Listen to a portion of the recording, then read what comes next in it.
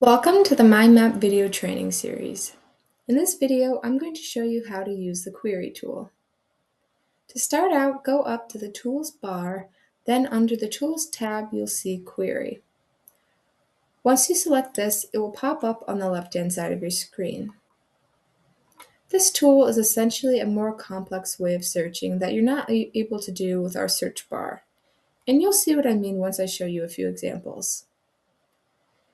Each community has two standard data sources that you're able to query on, which are the parcels and the assessing information. This is customizable, so if you think of anything else you'd like to see there for your community, please don't hesitate to reach out. I'll start off with the parcels. If you come down to the bottom drop-down, you can select GIS acres, and this allows you to search for properties of any acreage that you might be interested in. So I will select greater than 40 and then hit the query button.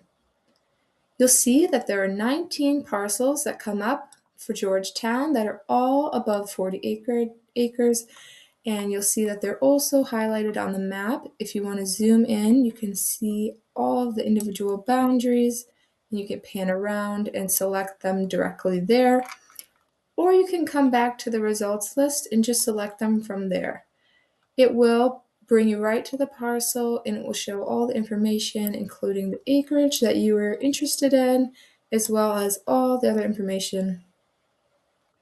If you want, you can X out and go back to the results list and click on another property, and you'll see it zooms there as well. You can do this for as many properties as you'd like. If you're interested in exporting this list as a spreadsheet, you can do that as well. If you come up to the three dots here in the upper right hand corner, you'll see you can export to CSV or XLSX. Next, I'm going to close out of that, come back to the query tool so I can show you another example. If I change my data source to assessing information, you'll notice that when you go to hit this drop down on the bottom, there are a lot more options to choose from and different options than you saw before, and that's because it's pulling from the assessing table. For this example, I'll choose valuation, so total valuation greater than $4 million. Once I hit query, you'll see there are 20 results, and they are not highlighted on the map. That's the only difference because this is from a table, so you have to actually click on the record in the results table to pull it up. But once you do that, it will zoom to your parcel and you can see all the information that you might be interested in gathering. And you can go back to the results and do the same thing just as I was showing you before.